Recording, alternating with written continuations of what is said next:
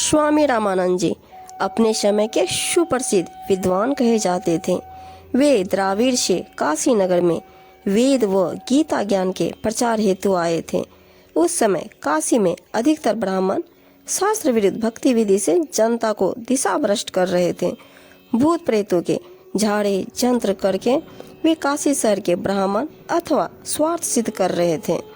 स्वामी रामानंद जी ने काशी शहर में वेद ज्ञान व गीता जी तथा पुराणों के ज्ञान को अधिक महत्व दिया तथा वह भूत प्रेत उतारने वाली पूजा का अंत किया। अपने ज्ञान के प्रचार के लिए 1400 ऋषि बना रखे थे। वे 1400 ऋषि विष्णु पुराण, शिव पुराण तथा देवी पुराण आदि मुख्य पुराणों की कथा करते थे। प्रतिदिन 52 सभाएं ऋषिजन किया करते थे। काशी के क्षेत्र को विभाजित करके मुख्य वक्ताओं को प्रवचन के लिए स्वामी रामानंद जी ने कह रखा था। स्वयं भी उन सभाओं में प्रवचन करने जाते थे। स्वामी रामानंद जी का बोलबाला आसपास के क्षेत्र में भी था। सर्व जनता कहती थी कि वर्तमान में महर्षि रामानंद स्वामी तुल्य विद्वान वेदों व गीता जी तथा पुराणों का सार ज्ञाता पृथ्वी पर नहीं है। कबीर साहेब जी ने अपने स्वभाव अनुसार अर्थात नियमानुसार रामानंद स्वामी को शरण में लेना था। पूर्व जन्म के संत सेवा के पुण्य अनुसार परमेश्वर कबीर जी ने उन पुण्यात्मा को शरण में लेने के लिए एक लीला की। स्वामी रामानंद जी की आयु 104 वर्ष थी। उस समय कबीर देव जी के लीलामय शरीर की आयु 5 वर्ष थी।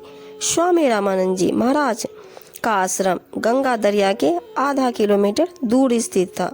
स्वामी रामानंद जी प्रतिदिन सूर्योदय से पूर्व गंगा नदी के तट पर बने पंचगंगा घाट पर स्नान करने जाते थे।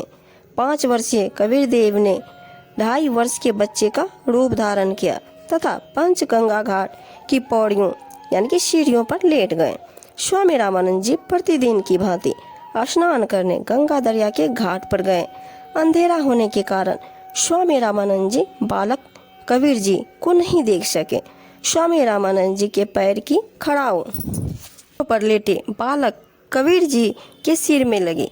बालक कबीर देव लीला करते हुए रोने लगे जैसे बच्चा रोता है। स्वामी रामानंद जी को ज्ञान हुआ कि उनका पैर किसी बच्चे को लगा है, जिस कारण से बच्चा पीड़ा से रोने लगा है। स्वामी जी बालक को उठाने तथा चुप करने के लिए शीघ्रता से झुके तो उनके गले की माला बालक कबीर देव के गले में डल गई, जिसे अंधेरे के कारण स्वामी रामानंद जी नहीं देख सके। स्वामी रामानंद जी ने बच्चे को प्यार से कहा, बेटा राम राम बोलो, राम राम। राम नाम से सर्व कष्ट दूर हो जाते हैं। ऐसा कहकर बच्चे के सिर को सहलाया। आशीर्वाद देते हुए सिर पर हाथ रखा। बालक कबीर परमेश्वर अपना उद्देश्य पूरा होने पर चुप होकर सीढ़ियों पर बैठ गए। स्वामी रामानंद जी ने विचार किया कि वह बच्चा रात्रि में रास्ता भूल जाने के कारण यहाँ आकर सो गया होगा। इसे अपने आश्रम में ले जाऊंगा, वहाँ से इसे इनके घर भिजवा दूंगा। ऐसा विचार करके स्नान करने लगे। कबीर जी वहाँ से अंतर्ध्यान हुए तथा अपनी झोपड़ी में आकर सो गए। कबीर जी ने इस प्रकार स्वामी रामानंद जी को गुरु धारण किया।